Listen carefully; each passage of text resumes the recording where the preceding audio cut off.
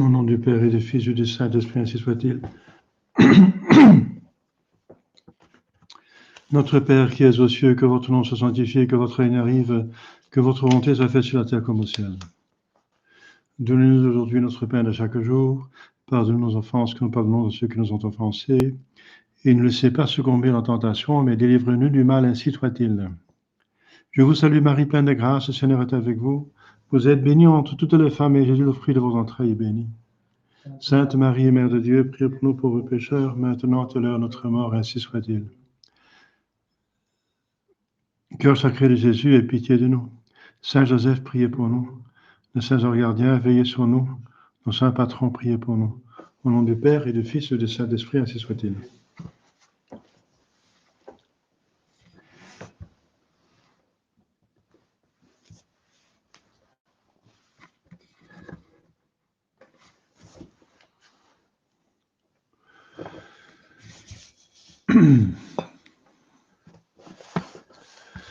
Mon cher fidèle, on avait vu la dernière la communion, et on passe à un autre sacrement, la pénitence.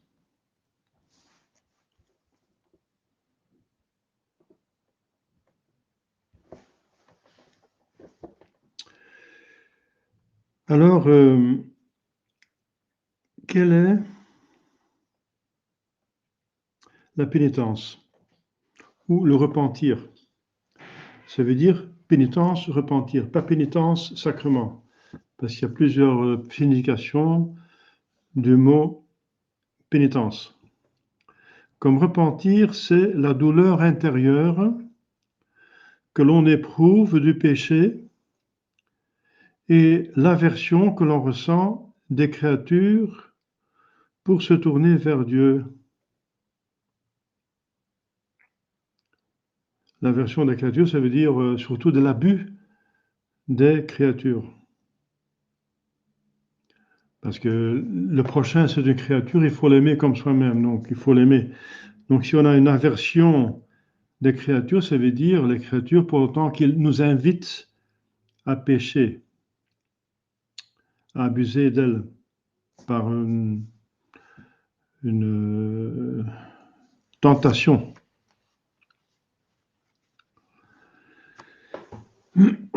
Donc toute notre vie devrait être une pénitence continuelle. Jésus-Christ dit, si vous ne faites pénitence, vous périrez tout. Malheur, dit-il encore, à vous qui riez maintenant, car vous serez tristes et vous pleurerez. Rire dans le péché, bien sûr, rire de la joie du péché. Jésus-Christ a élevé la pénitence, donc se repentir, au rang de sacrement, quand après sa résurrection, il a donné à ses apôtres le pouvoir de remettre les péchés.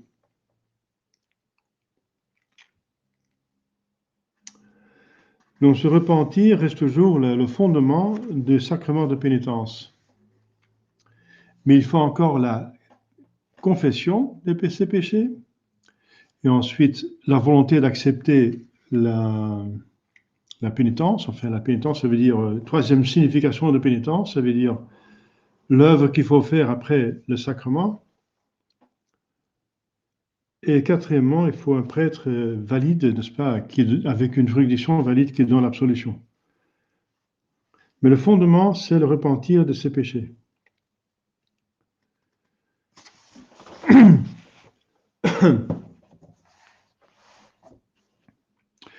Alors, le texte de Saint Jean 20, il dit que Jésus soufflait sur les apôtres. Et souffler, ça signifie qu'en tant que Dieu, donc dans sa nature divine, il expire l'Esprit Saint avec son Père, et quand il souffle, il communique le Saint-Esprit. C'est le Fils qui envoie le Saint-Esprit vers les hommes. Le Saint-Esprit qui est l'amour en Dieu et qui pour nous est la miséricorde divine. Parce que la pénitence, le sacrement de pénitence, c'est par excellence une œuvre de la miséricorde de Dieu. qui nous donne une possibilité de nous débarrasser de nos péchés, effectivement,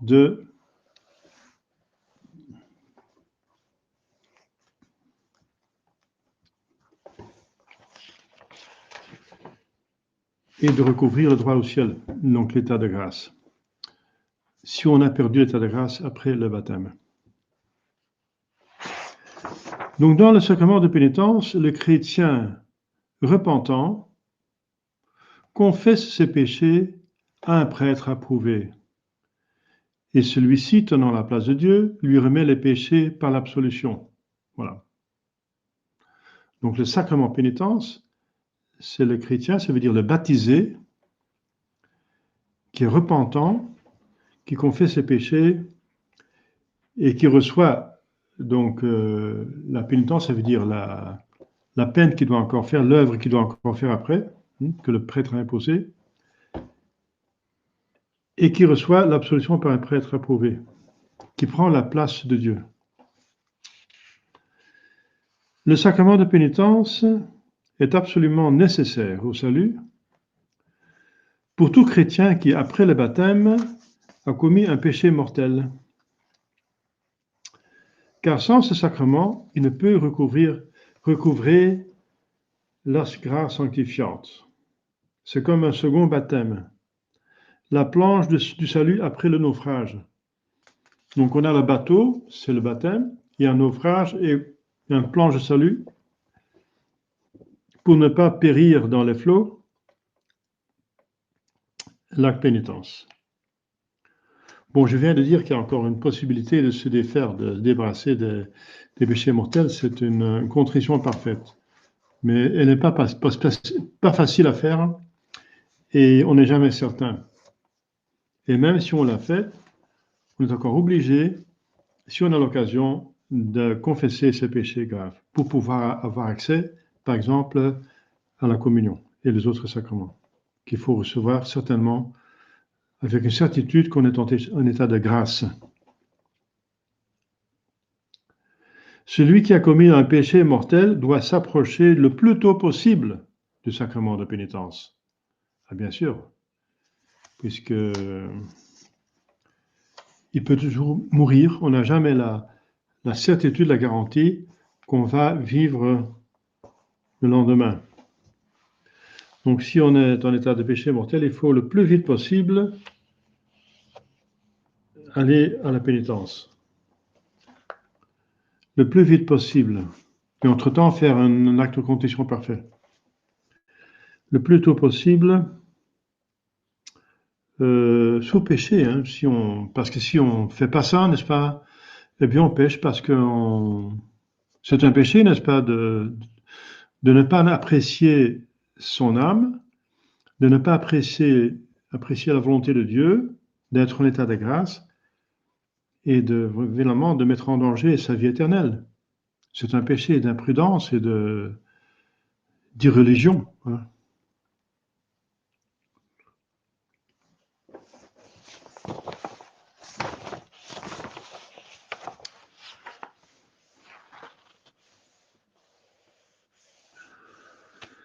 Vous voyez le Concile de Trente, il dit, c'est la page 506 en haut, le repentir qui provient de l'amour parfait de Dieu se nomme contrition parfaite.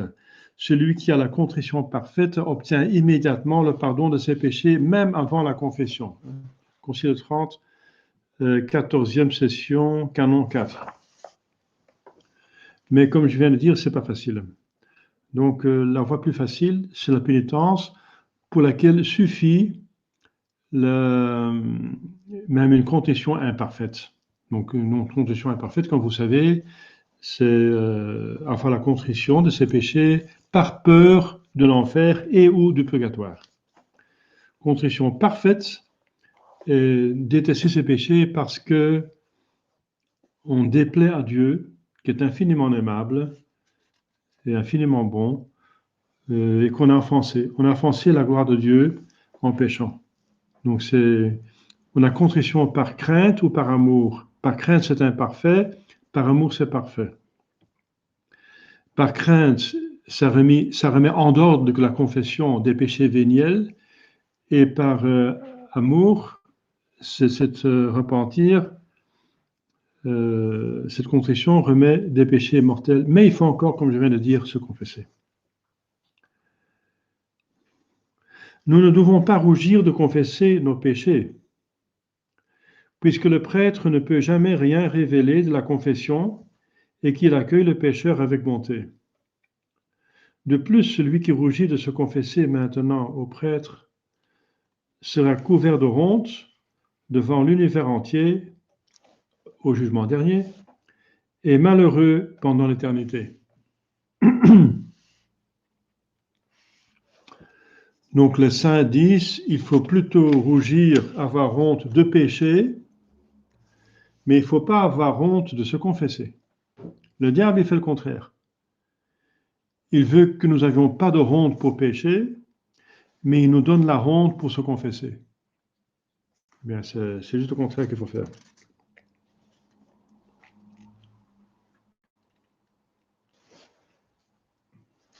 Donc le prêtre, il a le devoir du secret de confessionnal, le sceau sacramentel, le secret sacramentel. Donc sous péché grave, il ne peut pas dire des péchés, il ne peut pas révéler des péchés qui connaît la confession. Celui, par contre, qui par honte ou une autre raison, il n'y a jamais de bonne raison pour cela, cache en confession un péché mortel, commet un sacrilège, donc un péché mortel en plus, et n'obtient pas pardon de ses péchés, qu'il vient même de confesser. Donc pas seulement il n'obtient pas donc rémission des péchés qu'il vient de confesser, mais en plus il fait un péché mortel de plus. Donc c'est absolument à ne pas faire. On n'avance pas du tout, au contraire, on recule. Donc ça ne sert à rien de se confesser, au contraire, ça rend encore plus grave la situation. De cacher, donc sciemment bien sûr, en confession un péché mortel. Par contre, si on fait son possible pour dire tous les péchés qu'on connaît, après un examen de conscience convenable, un examen qui correspond à la gravité de la confession, donc un examen sérieux, eh bien, si on oublie un péché mortel, il est déjà remis par la confession qu'on fait, même si on a oublié de le confesser, il est remis. Parce que si on fait son possible, Dieu remet tous les péchés, même ceux qu'on a oubliés. Mais si on se rappelle ce péché mortel, après la confession, à la confession suivante, on est obligé de le confesser, quand même.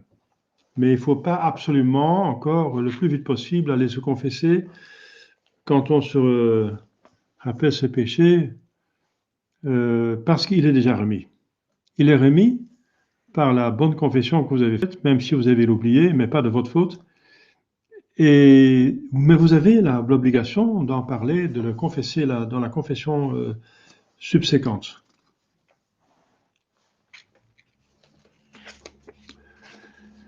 Alors, sur le confesseur, eh bien, c'est un prêtre autorisé par l'évêque du diocèse pour entendre les confessions.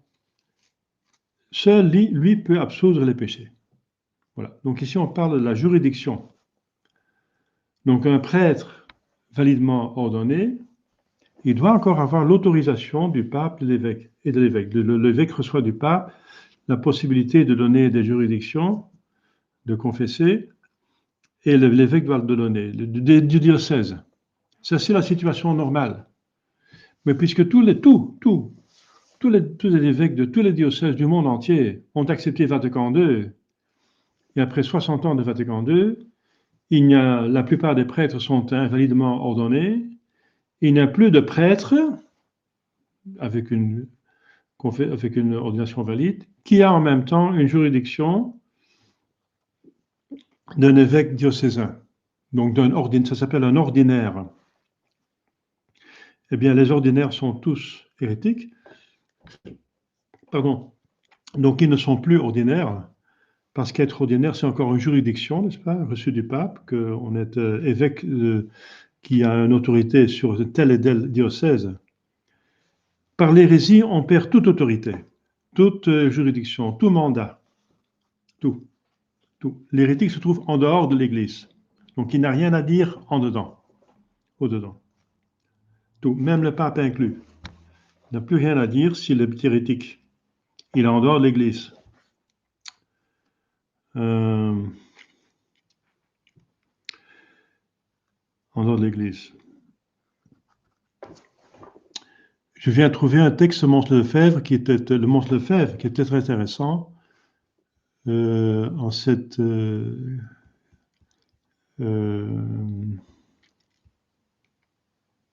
contexte. Dans ce contexte, je vais peut-être lire le texte parce qu'il y a beaucoup de vous qui viennent de la Fraternitas Rapidis.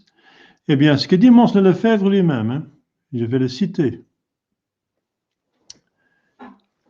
Eh bien, ça a été dit, c'est la déclaration de Mons Lefebvre au Figaro le 4 août 1976, reproduite dans Le Monde et Vie, numéro 264, du 27 août 1976, citée partiellement par Monseigneur Bernard Tissier de Malaret dans son livre Marcel Lefebvre, Une vie, Clovis, Paris, 2002, page 514. Donc, 3 références. Je cite, citation, l'hérésie, le schisme, l'excommunication ipso facto, l'invalidité de l'élection sont des causes qui éventuellement peuvent faire qu'un pape ne l'ait jamais été ou ne le soit plus. Donc l'hérésie, c'est une cause que le pape ne soit plus pape. Dans ce cas, évidemment très exceptionnel, c'est vrai parce que selon Vatican, ça n'a jamais été passé avant, l'Église se trouverait dans une situation semblable à celle qu'elle connaît après le décès d'un souverain pontife. Ça veut dire que le siège est vacant, sede vacante. Entre la mort d'un pape et l'élection d'un autre, l'Église est sans pape. Donc, le siège est vacant, sede vacante. Eh bien, Mons Lefebvre le dit. Bien sûr, c'est la doctrine de l'Église. Car enfin, un problème grave se pose à la conscience et à la foi de tous les catholiques depuis le début du pontificat de Paul VI. Comment un pape, vrai successeur de Pierre, assuré de la substance de l'Esprit Saint, peut-il présider à la destruction de l'Église la plus profonde et la plus étendue de son histoire en l'espace de si peu de temps, ce qu'aucun hérésiarque n'a jamais réussi à faire? Un hérésiarque, c'est un hérétique qui répand ses hérésies, donc c'est pire qu'un hérétique. Eh bien, il dit que Paul VI est pire qu'un hérésiarque. À cette question, il faudra bien répondre un jour, il dit. Eh bien, il a voulu répondre avant sa mort, mais on l'a empêché de le faire. C'est l'abbé Épinay qui le dit, n'est-ce pas? C'est le curé de Rides. Voilà. Alors, il dit dans une autre déclaration, donc dans son allocution à Écône, le 29 juillet 1976, encore la même année, il dit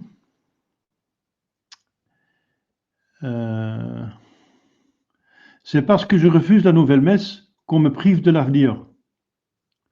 C'est une preuve de plus que cette nouvelle Église, qu'ils ont désormais qualifiée eux-mêmes de conciliaire, se détruit elle-même. Et c'est son Excellence Monseigneur Benelli, dans sa lettre du 25 juin dernier, qui la désigne ainsi, parlant des séminaristes, il écrit, donc il parlait de l'Église conciliaire. Voilà. Ça veut dire que c'est une Église différente que l'Église avant le Concile. Quoi de plus clair, dit Mons Lefebvre? Désormais, c'est à l'Église conciliaire qu'il faut obéir et être fidèle et non plus à l'Église catholique, selon Monseigneur Benelli. C'est précisément tout notre problème. Nous sommes suspens à divinis par l'Église conciliaire et pour l'Église conciliaire, dont nous ne voulons plus pas faire partie. Cette Église conciliaire est une Église schismatique, parce qu'elle rompt avec l'Église catholique de toujours.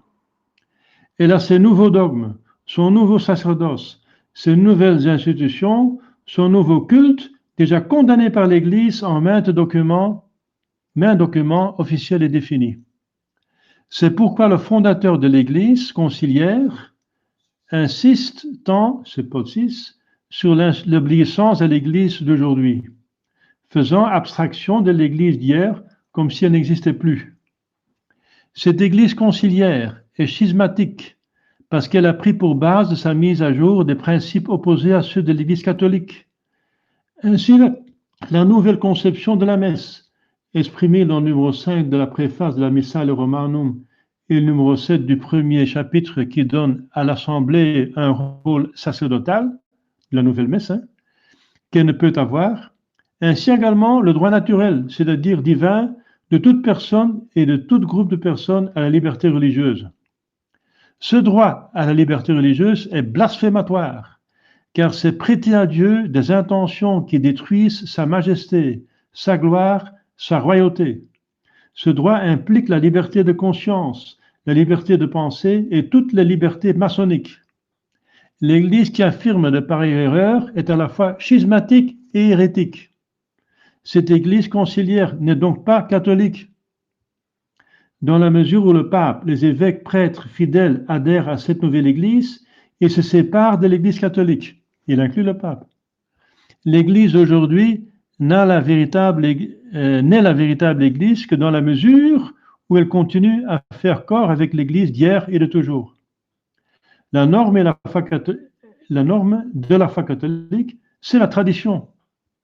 La demande de son Excellence Monseigneur Benelli est donc éclairante. Soumission à l'Église conciliaire, à l'Église Vatican II, à l'Église schismatique. Pour nous, nous persévérons dans l'Église catholique avec la grâce de notre Seigneur Jésus-Christ et l'intercession de la Bienheureuse Vierge Marie. Monseigneur Marcel Lefebvre, Écône, le 29 juillet 1976-76. Voilà. Donc, il dit, cette Église n'est plus catholique, elle est hérétique. Et par l'hérésie, le pape perd sa papauté. Donc, vous voyez, il a déjà mâché, il a déjà préparé le terrain pour déclarer un jour, voilà, Paul VI n'est pas Jean-Paul II, François Benoît XVI, il l'a pas connu, donc il est mort en 93. En tout cas, il a préparé le terrain pour dire cela, n'est-ce pas? Donc, il prépare les gens d'accepter le sédevacantisme. Il les prépare les esprits. Il les prépare parce qu'il était déjà diabolisé, attaqué, n'est-ce pas, pour être désobéissant au pape, à un concile infaillible, à un pape infaillible, se révolter, de ne pas soumettre, être orgueilleux, d'être un deuxième Athanase, etc., d'être retardé, etc. Donc, il était diabolisé. Donc, il n'osait pas dire, malheureusement, que Paul VI n'était pas pape, mais il préparait bien les esprits. Hein. Il a tous les éléments pour aller à la conclusion. Voilà. Donc, ça, entre parenthèses. Ça veut dire que même Monseigneur Lefebvre, alors Monseigneur Flaine n'est pas un fils de Monseigneur Lefebvre, hein, parce que Monseigneur Lefebvre n'a pas voulu faire des accords avec Rome sans qu'elle se convertisse. Ça, vous savez. Voilà. Donc, ça, c'est juste pour vous montrer que voilà, donc on revient ici à notre catéchisme que en cet instant, en ce moment, eh bien, il n'y a plus d'évêque ordinaire. Il n'y a plus d'évêque ordinaire, donc il n'y a plus de juridiction, il n'y a plus de mandat dans l'Église, puisque tout vient du pape, et après 60 ans de sede vacante, de siège vide, eh bien, il n'y a plus de juridiction normale, donc ordinaire. Mais il y a donc forcément une juridiction extraordinaire qui se trouve aussi dans le droit canon, parce que l'Église va continuer de fonctionner. C'est nécessaire, l'Église est nécessaire, donc elle doit continuer à fonctionner, et Dieu a prévu tout ce qu'elle a besoin jusqu'à la fin des temps. Donc alors ici, ce qui est dans Spirago, ça a rapport à l'Église catholique dans les temps normaux. Hein? Donc un prêtre doit être autorisé par l'évêque du diocèse. Et maintenant, on essaye, comme prêtre, de se soumettre à un évêque catholique, ça veut dire validement ordonné et qui n'est pas schismatique hérétique, donc c'est adventiste, pour lui demander de nous contrôler de confession. En tout cas, on a la juridiction de confesser par de suppléance, mais c'est bien de se faire contrôler par un évêque, de se soumettre à un évêque qui est encore... Quand vous cherchez un prêtre, n'est-ce pas, à vous aider, eh bien, nous, prêtres, nous devons chercher un évêque pour se mettre en, voilà, dans l'hierarchie catholique, de l'Église catholique, ce qu'il en reste, n'est-ce pas? Ce qu'il en reste de l'Église catholique, je veux dire en quantité. En quantité. La plupart des évêques se trouvent, comme vous savez, en Amérique. En Amérique du Nord, l'Amérique centrale, l'Amérique du Sud. Et en Europe, il y en a.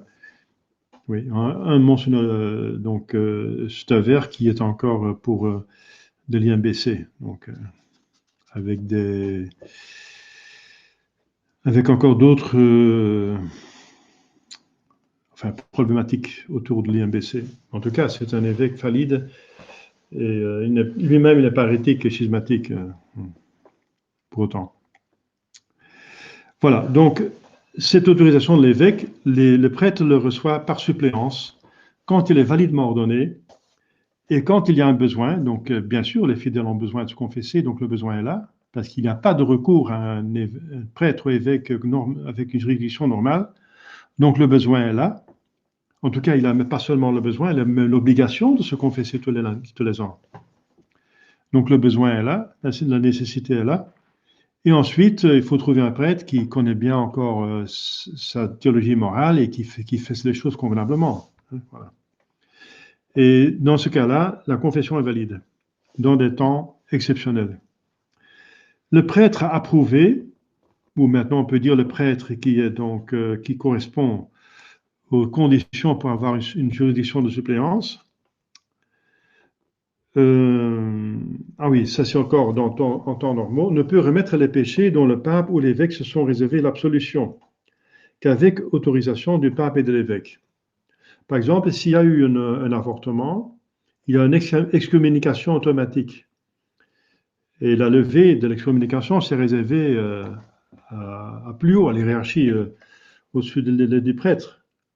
Mais quand le pape n'est pas là, le pape n'est pas là comme maintenant, et quand l'évêque est inaccessible, eh bien le prêtre peut le faire, c'est évident. C'est même dans le droit canon que le prêtre, en attendant, si l'âme est en détresse à cause de ce péché, eh bien le prêtre peut donner l'absolution quand même. Hein. Et alors, ce qui est convenable, c'est qu'on cherche un évêque pour donner l'absolution, de lever l'excommunication de manière extérieure. Oui. Voilà. Donc, bien sûr, Spirago donne la situation normale de l'Église dans temps normaux. Voilà. Mais il faut bien comprendre. Il faut maintenant voir ce que l'exception confirme la règle, en tout cas. Au confessionnal, le prêtre tient la place de Dieu. Il faut avoir un esprit surnaturel, n'est-ce pas? On ne vient pas se confesser à un prêtre, on vient se confesser à Dieu. Et le prêtre n'est que l'instrument, comme dans la messe. Quand le prêtre dit « ceci est mon corps, ceci est mon sang », eh bien, c'est le corps et le sang de Jésus-Christ. Donc, c'est la preuve que le prêtre n'est qu'un instrument quand il donne les sacrements. Au confessionnal, le prêtre exerce une triple fonction. Il est docteur parce qu'il va distinguer entre les péchés véniels mortels et ce qui est le péché qui n'est pas péché. Donc, il va devoir juger, n'est-ce pas? Donc, il est médecin parce qu'il il va d'abord guérir, il va enlever le péché par le pouvoir divin, et ensuite il va donner des conseils pour bien combattre les tentations dans l'avenir. Et ensuite, il est juge parce que c'est lui qui finalement va donc juger la culpabilité et donner une pénitence et l'absolution. C'est pour ça qu'il est assis. Dans le confessionnal, il est assis comme un juge est assis. Voilà. Le pénitent est à genoux parce qu'il est à genoux devant Dieu, que le prêtre représente. Le prêtre, lui, en tant que juge, est assis. Donc c'est pour ça. Le prêtre ne doit en aucun cas révéler ce qu'il sait par la confession. Voilà, ça on vient déjà de le dire. Il y a des martyrs du secret de confession. Cette obligation se nomme le secret de la confession ou secret sacramentel ou le sceau sacramentel. Saint Jean Népomucène était un aumônier de la cour royale et qui était le confesseur de la reine. Et la reine, le roi était jaloux, était suspicieux, et il voulait savoir du confesseur si la reine avait des rapports adultères. Et le prêtre ne pouvait rien dire du confessionnal, donc il n'a jamais voulu dire, et finalement ça aboutit à la mort du prêtre. Donc Saint Jean Népomucène, c'est un martyr du sceau sacramentel, du secret de la confession. Il a été jeté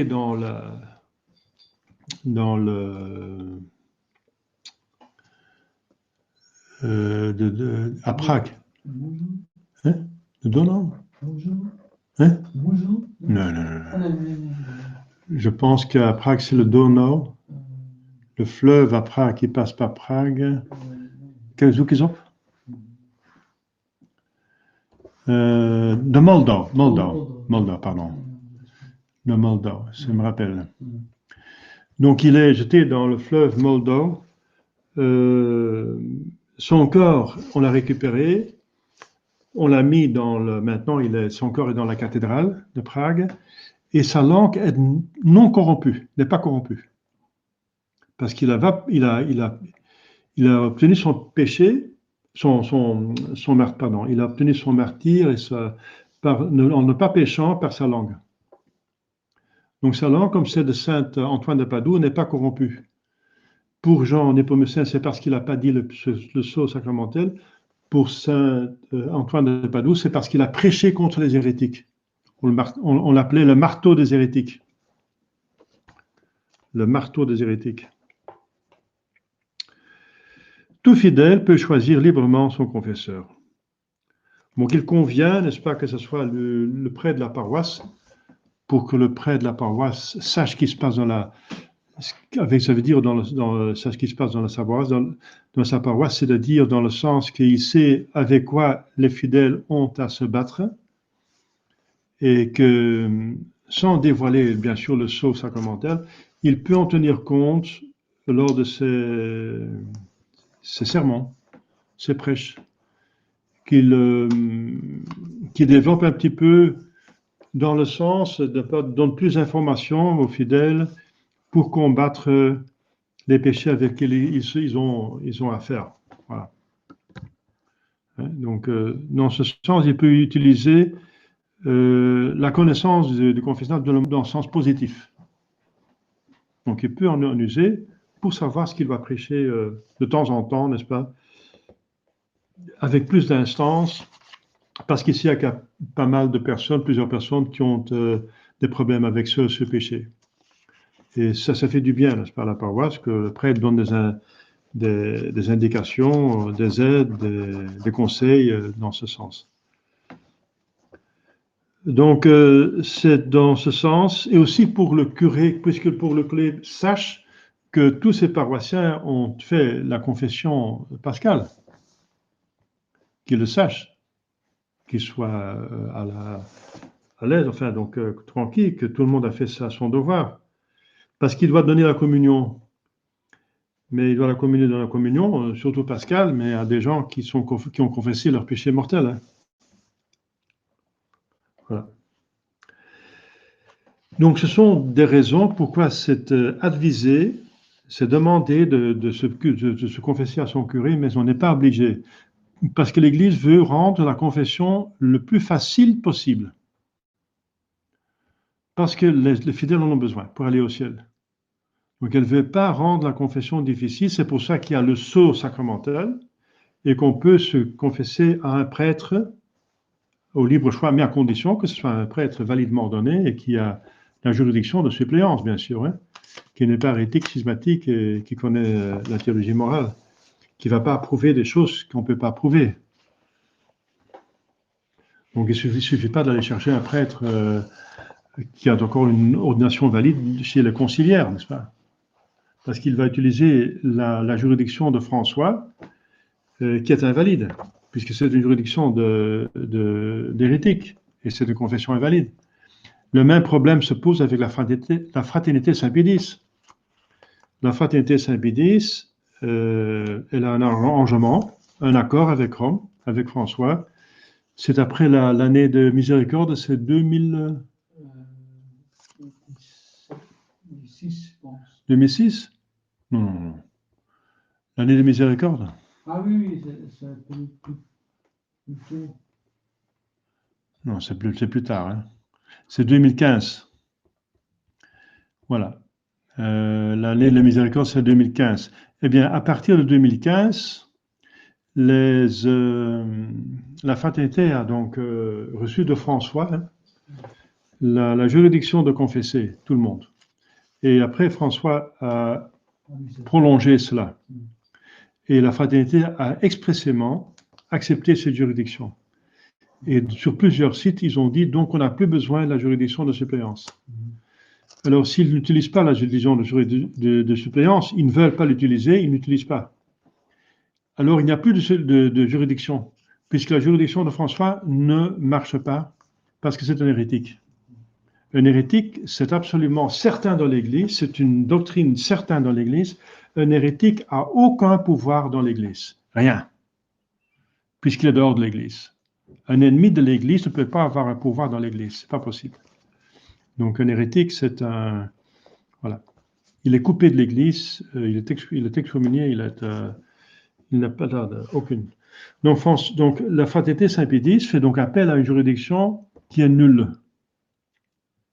Donc ça c'est vraiment un crime des supérieurs de la fraternité Saint-Pédis, parce que même s'ils ne sont pas pour le sédevacantisme, et je viens de lire comment Lefebvre a donné vraiment tous les éléments pour conclure au sédevacantisme, alors au moins il devrait avoir le doute.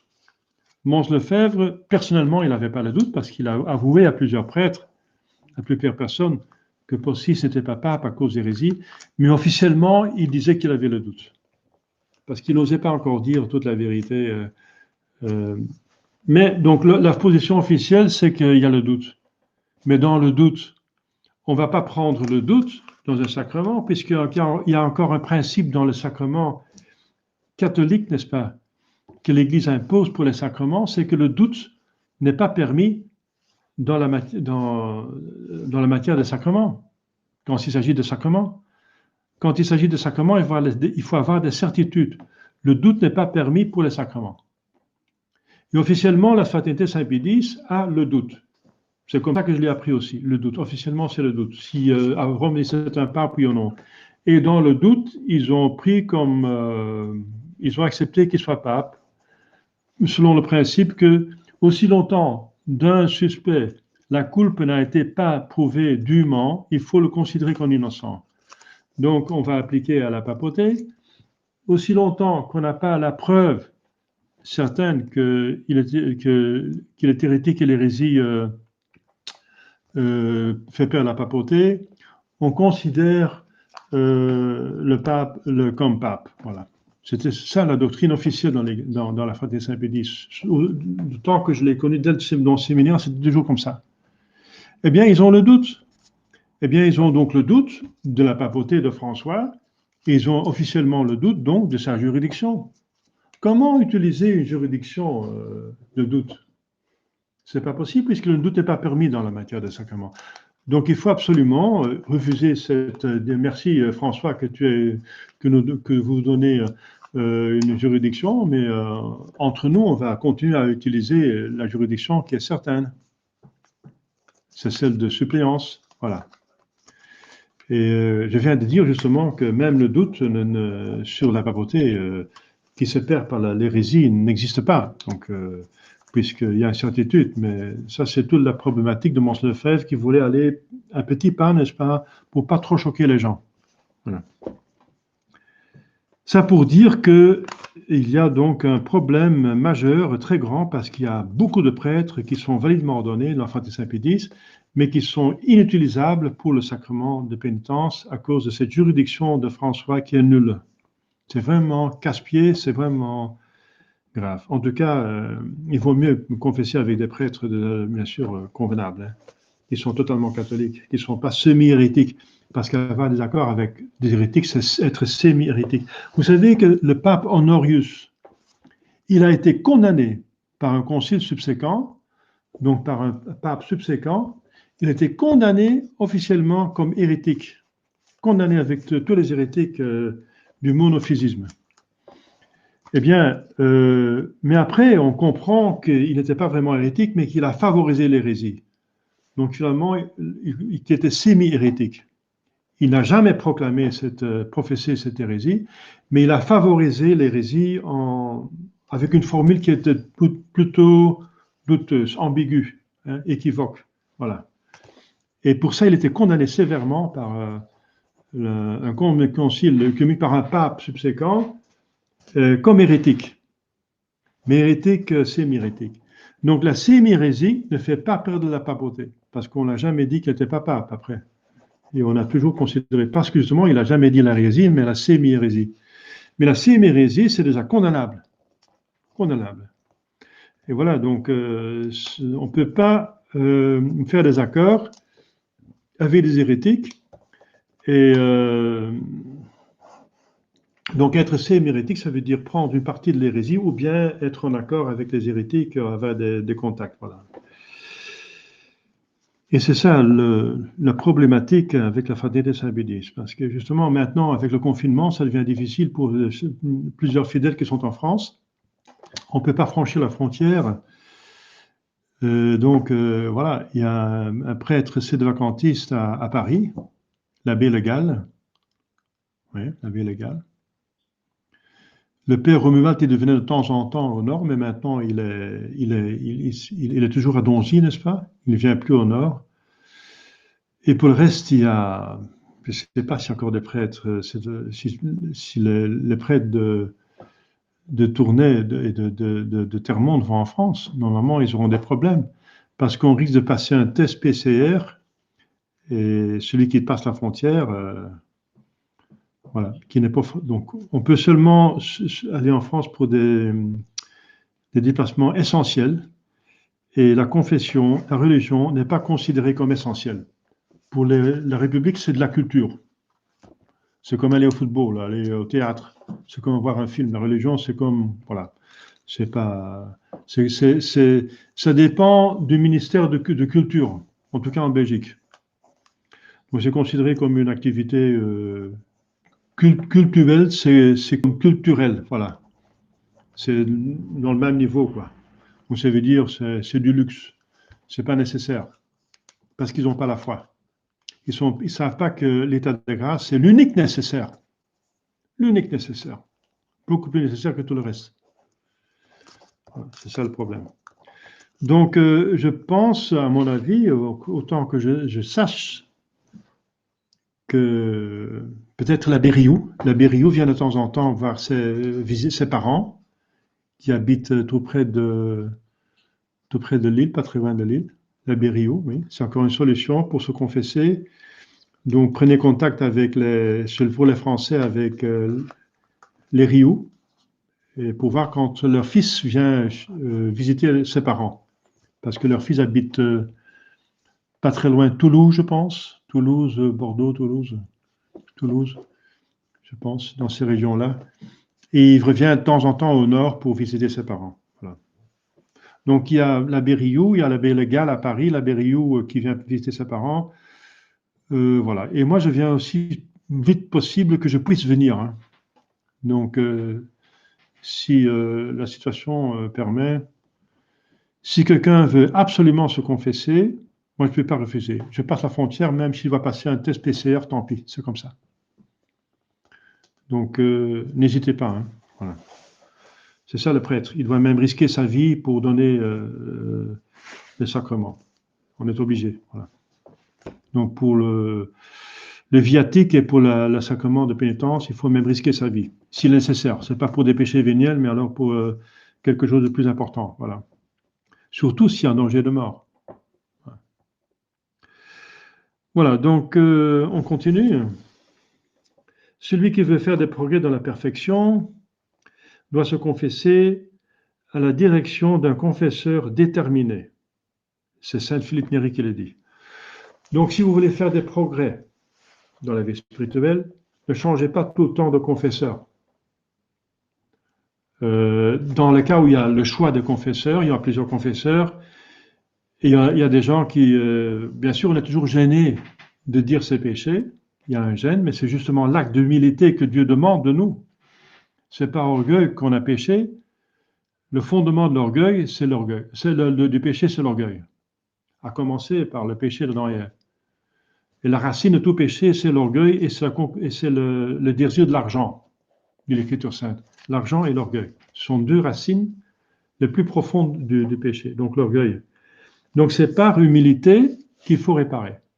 Donc c'est pour ça que dans la confession, il faut un acte d'humilité et c'est dire ses péchés. Mais ça vaut pour tout le monde. Le prêtre doit aussi se confesser à un autre prêtre. Alors, vous vous rendez compte, le pape, même un évêque doit se confesser à un autre prêtre. Hein. C'est pour tout le monde, on est tous dans le même bain. Alors, donc il faut tout faire cet acte donc il ne faut pas avoir peur de faire un acte d'humilité. Mais il y a des gens, pour esquiver cette honte qu'ils ont de toujours dire le péché, ils vont de temps en temps confesser à ce prêtre-là, puis prendre un autre prêtre, alors voilà. Puis ils reviennent au premier, là. Ils disent, ah, et c'est comme si pendant tout ce temps, ils n'ont pas péché, ou voilà. Mais il doit bien dire, ma dernière confession date de, enfin. Mais si le prêtre n'a pas une bonne mémoire, il va dire, bon, finalement, c'est des jeux d'enfants, tout ça, c'est pas sérieux, n'est-ce pas? Saint-Philippe de Néri dit que si vous allez toujours sur le même prêtre, alors il peut mieux vous aider, parce qu'il voit mieux où est la blessure, et il voit mieux où est le problème, n'est-ce pas? Il peut mieux vous aider. Donc, c'est à votre avantage. Hein. Lui, il ne va pas plus se scandaliser. Hein. Un prêtre, en tout cas pas moi, je ne me scandalise jamais dans le confessionnal, jamais. On est ébloui, on est heureux que cette personne sort du péché.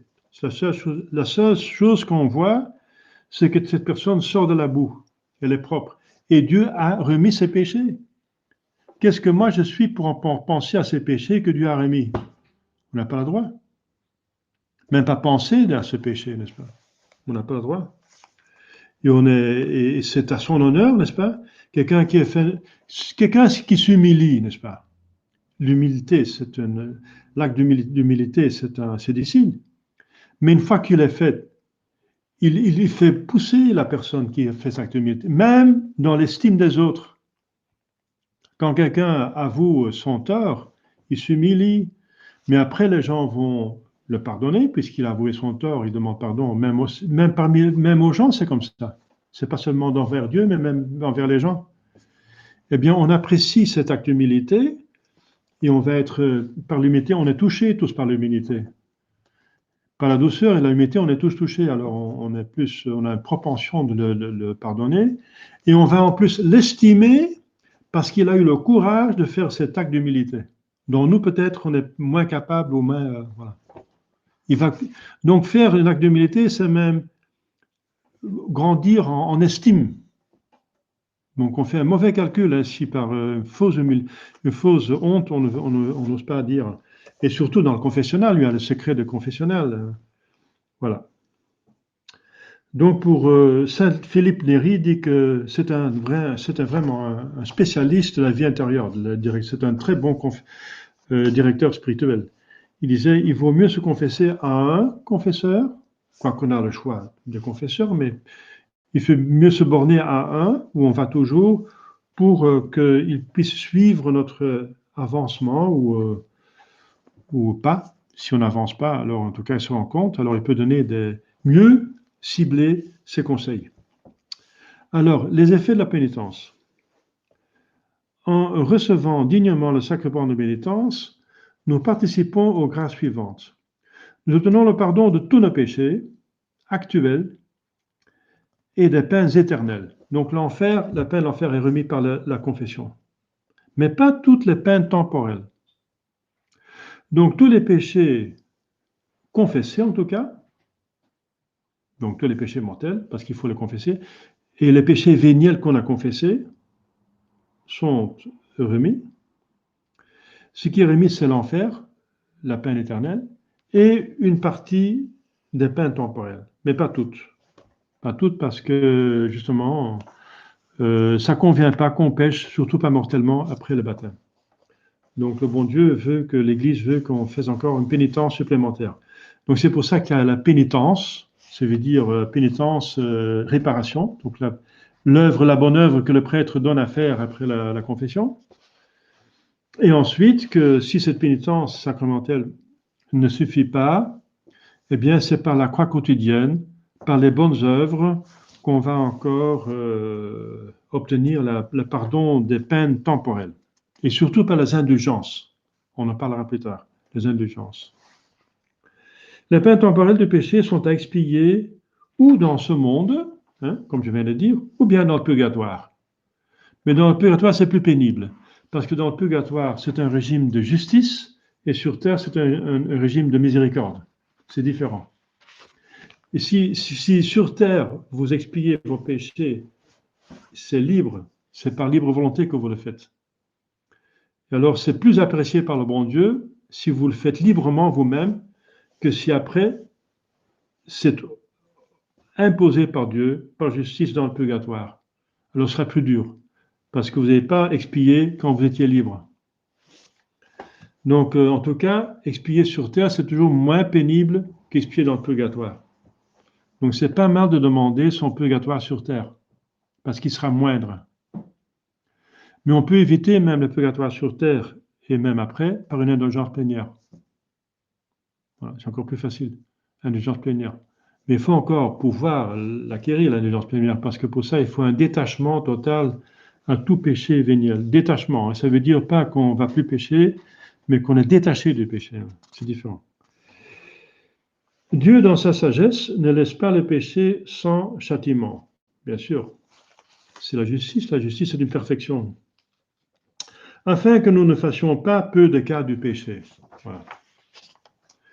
Plus notre contrition sera parfaite, plus Dieu nous remettra des peines du péché.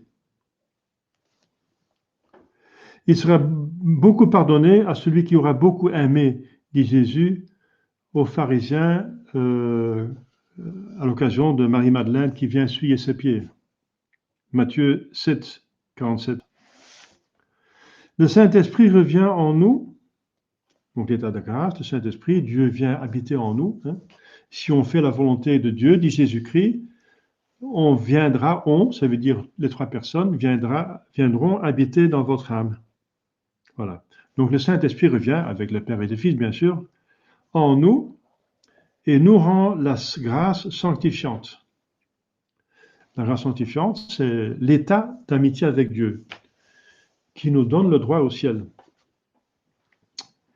L'absolution fait revivre les mérites de toutes les bonnes œuvres faites auparavant en état de grâce. Donc si vous faites un péché mortel, vous perdez tous les mérites de toutes les bonnes œuvres que vous avez faites. Tout perdu. Vous avez fait des pèlerinages à Saint-Jacques de Compostelle, eh bien ce mérite c'est 0 après un péché mortel, 0. Mais quand vous confessez, tous les mérites que vous avez eus avant, qui ont été perdus par ce péché mortel, reviennent. Il y a une reviviscence des mérites après donc l'absolution de la confession. Donc heureusement. Mais bon, sinon il faudrait recommencer à la case 0, n'est-ce pas? Que Dieu est bon, on pourrait dire. Donc il y a une reviviscence des mérites de toutes les bonnes œuvres accomplies auparavant en état de grâce et que le péché mortel avait fait perdre. Voilà. Bien sûr, parce que le péché mortel, il mérite l'enfer. Dans l'enfer, et si on va à l'enfer, c'est qu'on n'a pas de mérite. C'est aucun mérite, donc c'est normal que le péché mortel fait perdre les mérites. Si nous avons déjà la grâce sanctifiante avant la confession, donc on vient confesser seulement des péchés véniels, celle-ci l'augmentera. Donc la grâce sanctifiante est augmentée par tout sacrement. Ou bien, donc, dans le cas de la confession, elle est redonnée, mais s'il est déjà là, elle est en tout cas augmentée, s'il s'agit des péchés véniels. Donc, je répète, tous les sacrements donnent la grâce sanctifiante ou bien l'augmentent. Quand vous avez la grâce sanctifiante avant le sacrement, par exemple, chaque communion, par exemple, augmente la grâce sanctifiante. C'est magnifique. Hein? Donc, c'est pour ça que vivement que vous pourriez de nouveau assister à la messe. Mais vous assistez à la messe, la plupart de vous, par Internet. Donc, bon, c'est quand même, vous avez des mérites, vous avez des grâces. Parce que le bon Dieu, il tient compte des possibilités et des impossibilités. Donc, si vous faites ce que vous pouvez, le bon Dieu donne toutes les grâces dont vous avez besoin quand même. Le Saint-Esprit nous donne la force de combattre nos péchés. Voilà. C'est ça une grâce spécifique que donne la confession. Pas seulement la rémission des péchés, mais aussi une force pour combattre les péchés que vous avez confessés. Et c'est pour ça qu'une confession de dévotion est utile. Ça veut dire une confession qu'on va faire et on répète un péché mortel qu'on a confessé avant déjà. Eh bien, c'est matière suffisante pour se confesser. Et quelle est l'utilité? Eh bien, qu'on a encore plus de grâce pour combattre cette faiblesse en l'âme par laquelle on a péché. Le Saint-Esprit nous procure dans le sacrement de pénitence une grande tranquillité d'âme, Pax Christi, hein, paix à tout homme de bonne volonté. Cette paix du Christ, ça veut dire on a la paix avec Dieu. Le péché mortel, c'est la guerre avec Dieu. C'est la guerre. C'est la haine de Dieu, et l'état de grâce, c'est la paix avec Dieu. La paix profonde. Je suis bien avec Dieu, il m'aime, si je meurs, je vais au ciel. C'est magnifique, c'est inexprimable. C'est d'un prix infini. Une grande tranquillité de l'âme. Pax Christi. Pax tecum. Pax vobiscum, dit Jésus quand il est ressuscité. Pax vobiscum. Et si notre conversion est sincère, nous ressentons de grandes consolations. Mais pour ressentir les grandes consolations, il faudrait avoir l'intention pure, le cœur pur, être détaché des choses de ce monde. Et si on est ouvert à Dieu, alors bien sûr, nous serons remplis par le bon Dieu. Donc, pour avoir les consolations de Dieu, il faut refuser les consolations des créatures, surtout les consolations qui sont douteuses ou coupables. Hein.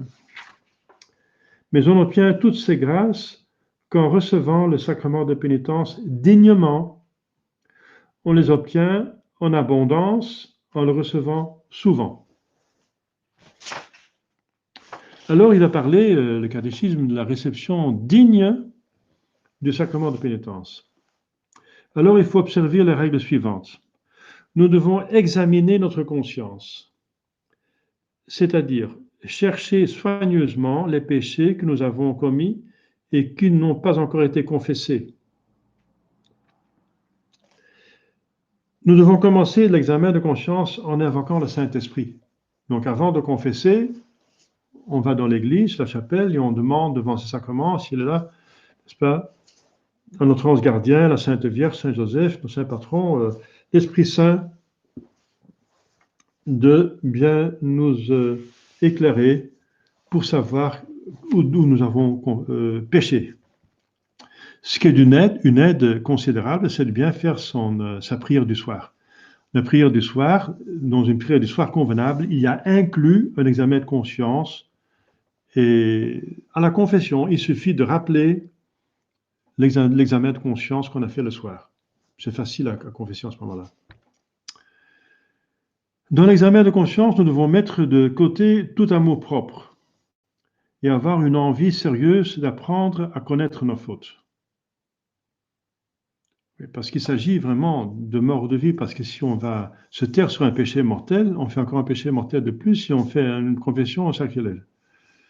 Donc il faut avoir cette sincérité, cet amour de soi, dans le bon sens, ça veut dire aimer son âme, vouloir aller au ciel, d'être sincère. On se rappelle plus facilement des péchés quand on parcourt les 10 commandements de Dieu, systématiquement, les commandements de l'Église, il y en a 5 ou 6, ça dépend du pays, n'est-ce pas? En France, on ajoute un 6e, ça veut dire la loi du livre.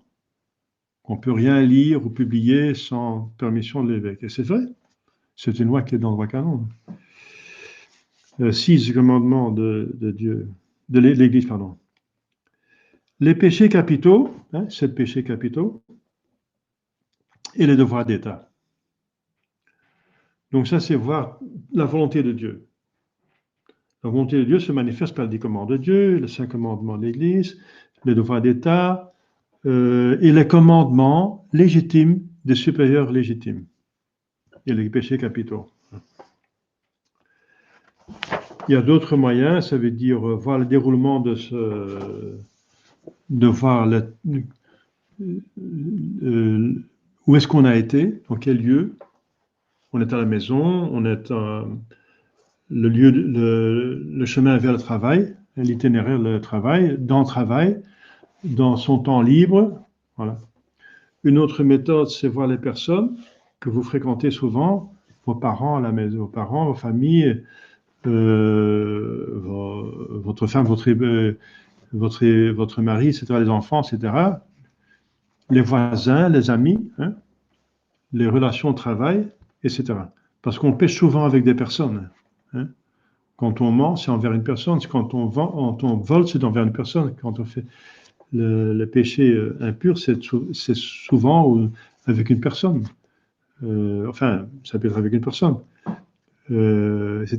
Donc, si on blasphème et on dit en public, c'est plus grave que si on dit tout seul. Ça.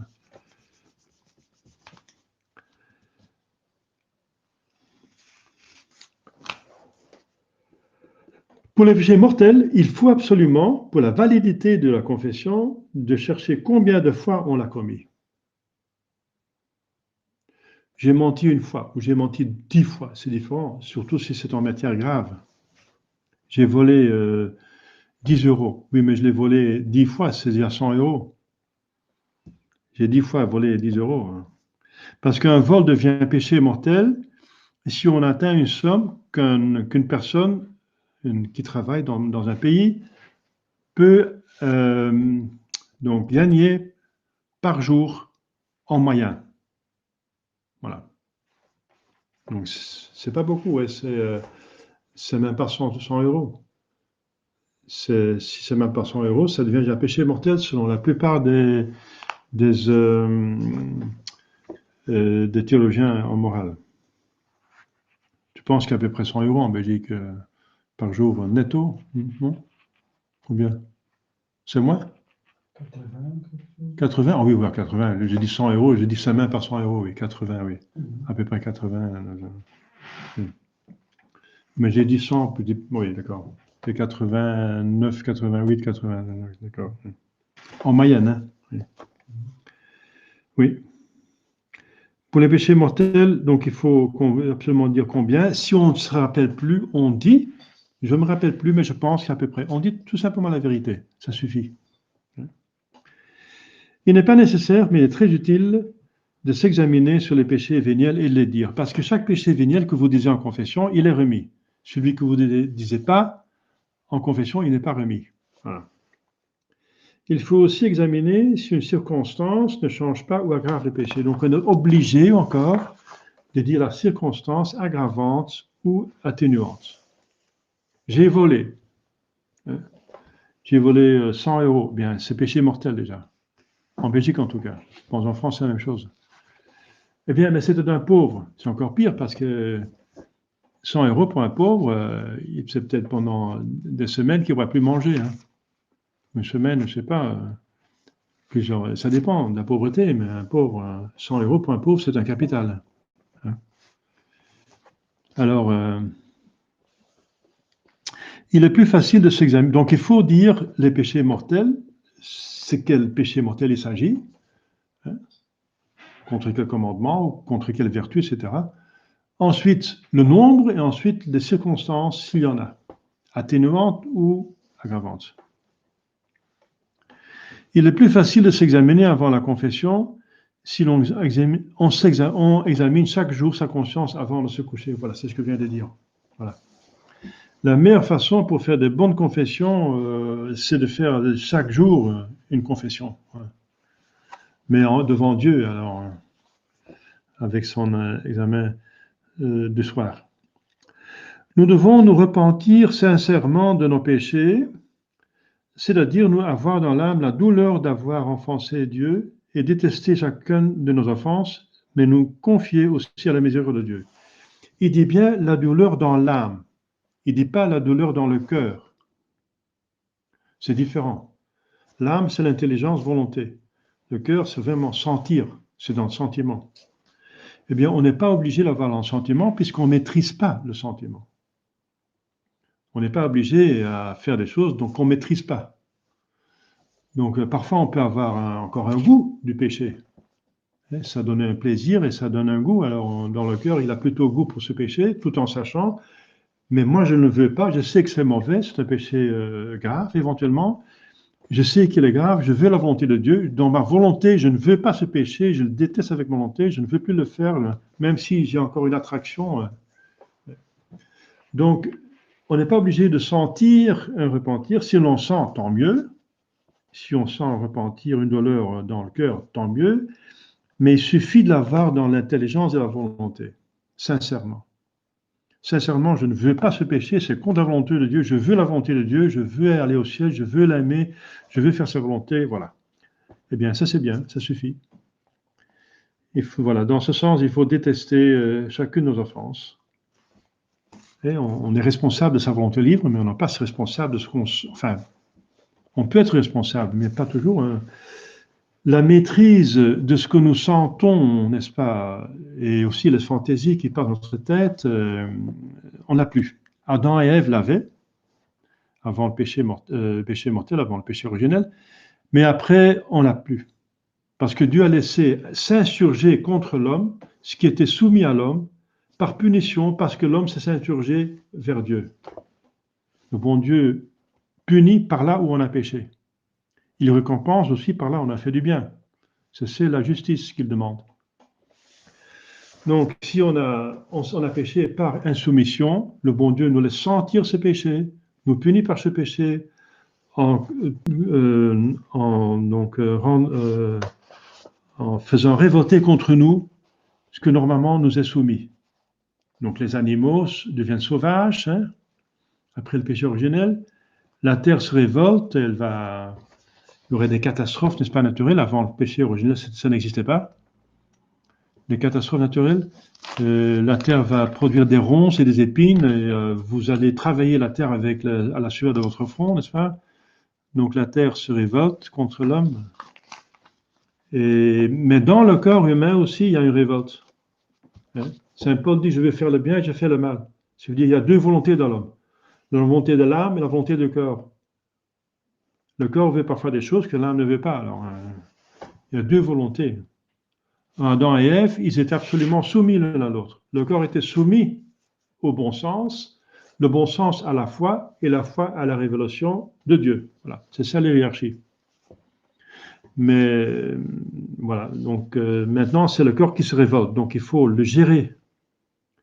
On peut gérer cette révolte, donc éviter les occasions de péché, baigner dans la grâce, prier, n'est-ce pas, utiliser les sacramentaux et les sacrements pour que la grâce influe sur le corps, pour qu'on ait plus de maîtrise par la grâce.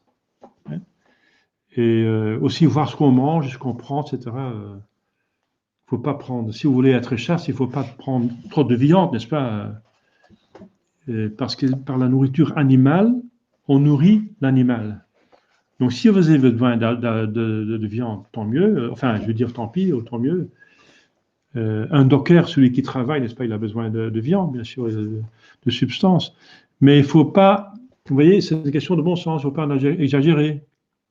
Aussi des condiments qui peuvent exciter, n'est-ce pas? Donc il y a toute une politique psychologique, pédagogique et spirituelle à faire pour que notre âme, notre bon sens, qui est géré par la foi, arrive à soumettre plus ou moins, pas d'une manière dominative, mais d'une manière de gouvernance, quoi.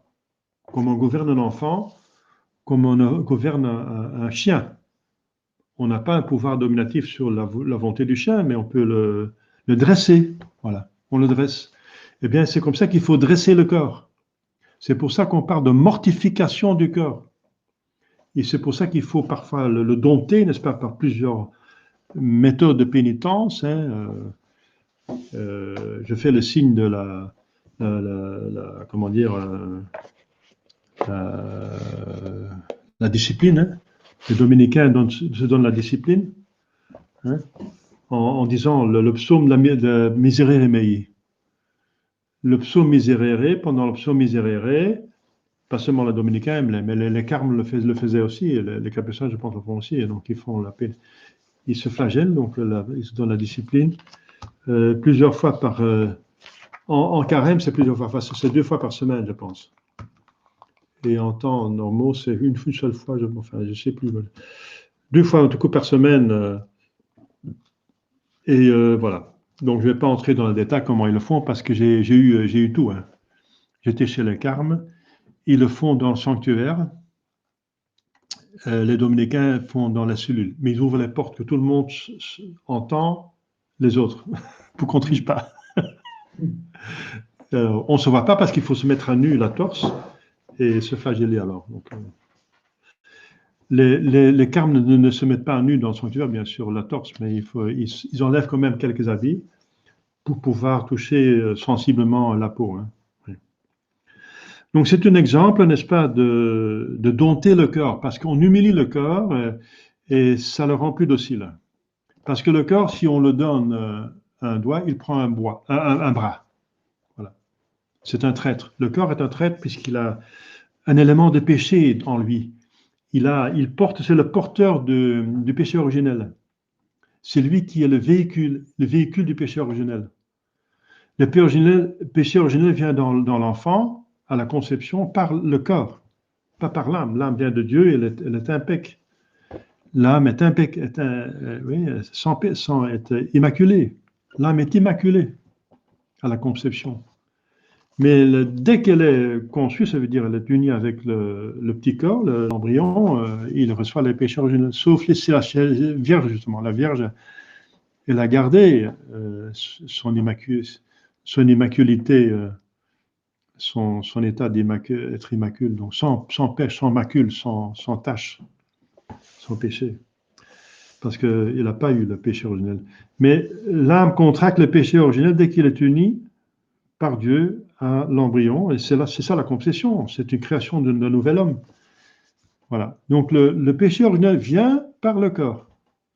Le corps vient d'Adam et Ève. C'est parce que le corps vient d'Adam et Ève. Et l'âme vient de Dieu. Ce qui vient de Dieu, c'est toujours pur. Mais le corps vient de Dieu par Adam et Ève, et c'est Adam et Ève qui ont pourri avec le diable ce qu'ils ont reçu de Dieu. Hein. Et alors, c'est pour ça que l'embryon, il est entaché, il est porteur du péché originel. Donc le corps est porteur du péché originel. Notre corps. C'est la triple concupiscence que notre corps. Et voilà, il faut gérer le corps, c'est pour ça qu'il faut mortifier le corps. Il ne faut pas donner tout ce qu'il demande. C'est parce qu'il devient un traître. Donc il faut toujours le dompter par les mortifications. Oui, pas maintenant le jeûne, l'abstinence, etc. Donc il y a 1000 choses par lesquelles vous pouvez dompter le corps. Hein. Mais n'oubliez pas aussi de dompter l'âme, hein, parce qu'il faut contrôler son intelligence, sa volonté aussi. Hein. Il faut la dresser vers Dieu. Parce que vous savez, bien sûr, le corps est porteur du péché originel, mais l'âme peut pécher aussi. Hein. L'âme d'Adam et Ève et le corps étaient immaculés, il était sans péché originel. Eh bien, ils ont péché quand même, quoiqu'ils n'avaient pas la triple concupiscence. Voilà. Donc, c'est un péché de l'esprit, n'est-ce pas? Un péché d'orgueil et de désobéissance. Et le diable aussi. Le diable, il n'a pas de corps. Il a péché quand même. Vous voyez?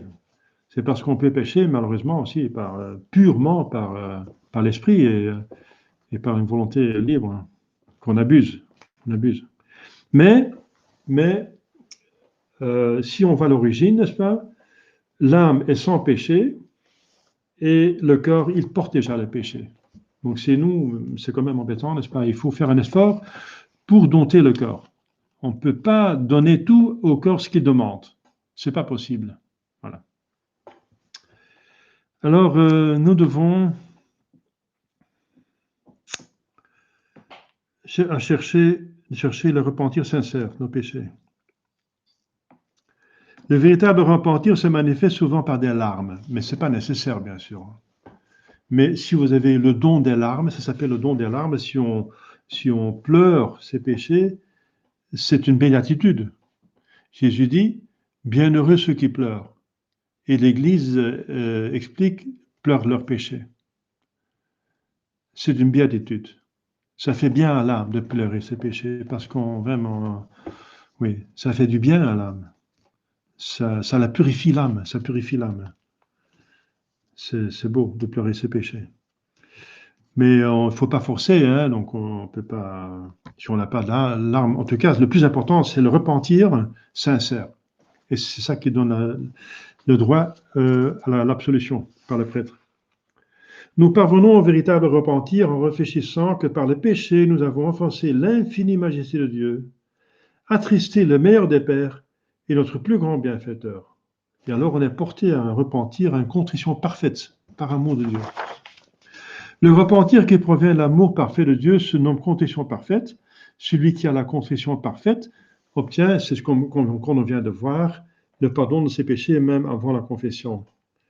Il faut faire souvent pendant sa vie les actes de contrition parfaite, mais surtout quand on est en danger de mort à l'article de la mort. Voilà. Ça, c'est très important.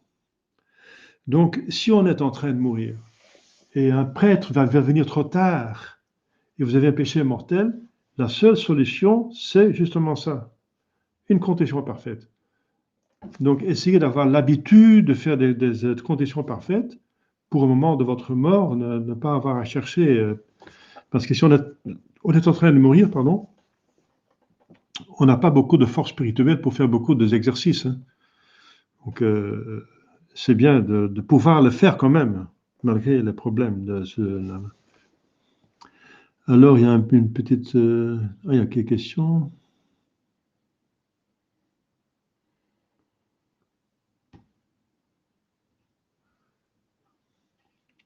Le plaisir sensuel lié au 6e et 9e est considéré par les théologiens moraux comme l'un des plus puissants de ce monde. Oui. Il y a encore il y a un instinct qui est encore plus fort, c'est l'instinct de survie. Il est plus fort encore. Mais l'instinct de survie de l'espèce, c'est ça. C'est le 6e et 9e commandement donc règle l'usage de comment se reproduire, donc tenir l'espèce en vie, donc développer l'espèce. Et c'est vrai que c'est fort, oui. Sait-on quelle est la contrepartie de l'abstention de ce plaisir dans le ciel? Ah c'est la vision béatifique. Il n'y a rien qui vaut la vision béatifique. Il n'y a pas de comparaison. Ce plaisir sensuel, c'est le plus fort, ça veut dire, dans le monde, ça veut dire au niveau du corps, hein, mais pas de l'âme. Il y a des consolations dans l'âme qui sont beaucoup plus fortes que le plaisir sensuel. Hein. La consolation que les saints ont fait, n'est-ce pas, ont eu du ciel, c'est quelque chose qui dépasse, c'est un bonheur qui dépasse tout sur terre. Alors le plaisir sensuel tombe dans le néant avec ça. Hein. Il voulait plutôt... oui. C'est inexprimé. Donc la joie qu'on a dans l'âme, et pas tellement dans le corps, parce qu'on est même sans corps, quand on meurt, on est même sans corps. C'est une joie dans l'âme, une consolation dans l'âme. Ça dépasse... est-ce que Dieu est... Je vais te poser la question autrement. Est-ce que Dieu est heureux? Et Dieu n'a pas de corps. Dieu en tant que Dieu n'a pas de corps. Bien sûr, la deuxième personne est venue homme, mais il a encore vécu vierge. Donc Dieu n'a pas de corps en tant que Dieu. Est-ce qu'il est, en tant que Dieu, il est heureux? Mais infiniment heureux. Infiniment. Ça veut dire au-dessus de toute imagination et conception, le bonheur quand même. Hein? Le plaisir sensuel, on peut pas l'imaginer, parce que c'est un péché l'imaginer, en tout cas en dehors du mariage. Mais c'est possible, malheureusement, de l'imaginer. C'est facile d'imaginer, mais pas le plaisir qu'on aura dans l'âme, n'est-ce pas, de Dieu, n'est-ce pas? C'est le plaisir que Dieu a lui-même. Le plaisir, ça veut dire, c'est pas un plaisir, c'est une joie, c'est une béatitude. Ça dépasse infiniment. Infiniment, oui. En effet, il n'y a pas de sensualité dans le ciel. Oui, quand même. À la résurrection, il y aura le corps et qui va participer à ce bonheur de l'âme. Et ça va être sensible. Le corps va sensiblement jouir de cette béatitude. Ouais, c'est sensible. Hein. Ouais. On va voir des belles choses, entendre des belles choses, on va sentir dans le cœur, le sentiment va être. Oui. C'est comme déjà sur Terre, on a des consolations, parfois des consolations spirituelles. Hein. Et en effet, il n'y a pas de sensualité dans le ciel. Oui, il y en a, donc, il y en a donc. Donc, comment cela se passe-t-il tant on le sait ouais, voilà. Donc, c'est très simple. Le bonheur du ciel dépasse tout imaginable. C'est un bonheur infini, c'est une participation au bonheur de Dieu. Et à la résurrection, le corps va participer à ce bonheur. Et le corps va être très probablement, sinon certainement, dans le paradis terrestre et l'âme dans le paradis céleste. Voilà. Avec l'âme, on va voir Dieu, et avec le corps, on est dans le paradis terrestre. Donc c'est ça. Donc il y a tout ce qu'il faut pour avoir la plus grande joie, n'est-ce pas, possible. Mais effectivement, il n'y aura plus de mariage, plus d'actes sexuels. Ça, c'est fini. Parce que le nombre d'actes sexuels, c'est en vue de la procréation, et la fin des temps va arriver quand le nombre des élus est parfait. Donc il n'y a pas de plaisir vénérien, c'est ça s'appelle vénérien. Ça veut dire le plaisir de la sexualité, c'est le plaisir vénérien. Il n'y aura plus le plaisir vénérien dans le ciel, mais il y a des plaisirs beaucoup plus importants, n'est-ce pas? Qui dépassent de beaucoup. Comme l'esprit est plus important que la chair, le plaisir, la joie de l'âme va être plus grande que celle de la chair. C'est en proportion. Voilà. C'est en proportion. C'est sûr. Voilà. Donc, oui, c'est une question que beaucoup de personnes peut-être se posent. Hein. C'est possible.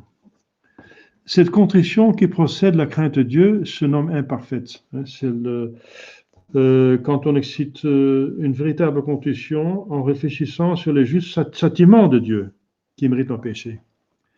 Imparfaite. Celui qui a la contrition imparfaite ne reçoit le pardon de ses péchés que par l'absolution du prêtre. Mais celui qui se confesse sans contrition ne reçoit pas de Dieu le pardon de ses péchés.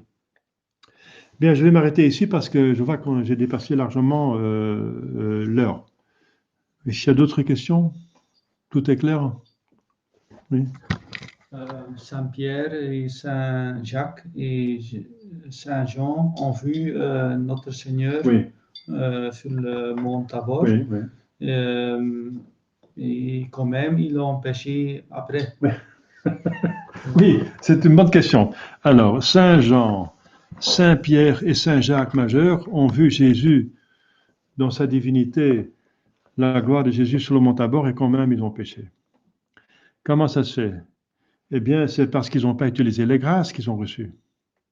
Ils avaient reçu les grâces suffisantes pour ne pas pécher. On garde une volonté libre. Hein. Donc, ils ont eu la grâce suffisante. Jésus a dit, je vais être tué et je vais ressusciter. Ils n'ont pas cru. Ils ont eu les grâces suffisantes pour faire, ils n'ont pas fait. La première chose, c'est que la volonté qui était faible, ou je ne sais pas, je n'ose pas dire mauvaise, mais en tout cas au moins faible, trop faible.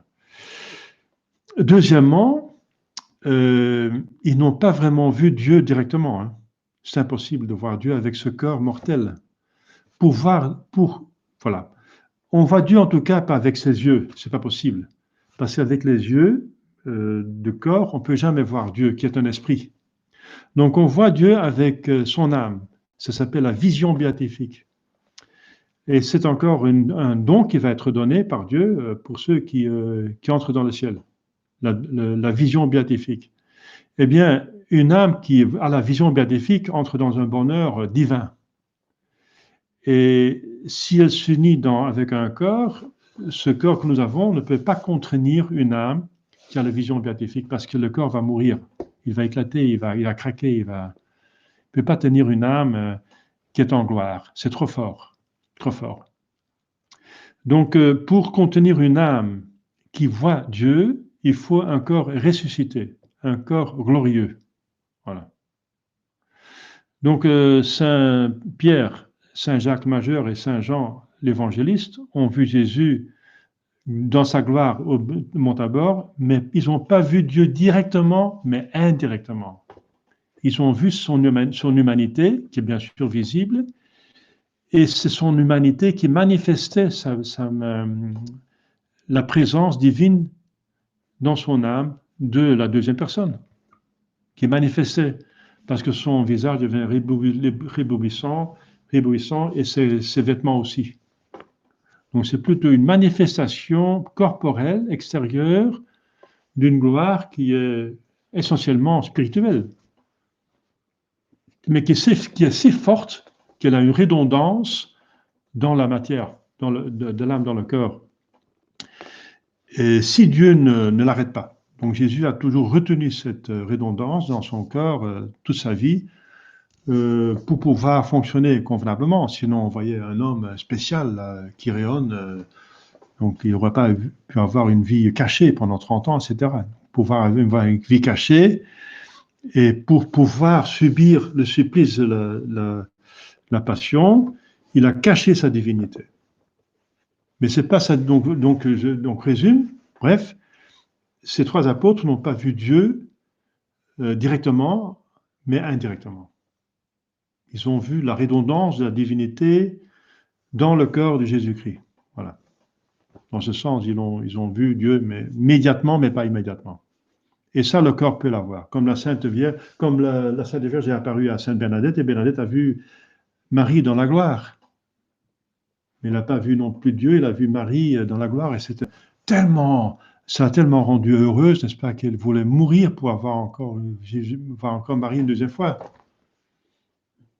Donc ça donne un bonheur. Déjà, ne pas voir Dieu directement, mais indirectement, donne déjà un bonheur inexprimable, qui dépasse tout, qui est beaucoup plus important que toutes les souffrances on veut subir, tous les martyrs sur terre pour avoir quelques instants de ce bonheur. Si on entend le témoignage des saints qui ont eu ce bonheur de voir Dieu immédiatement, voilà, comme Sainte Bernadette, comme ses apôtres.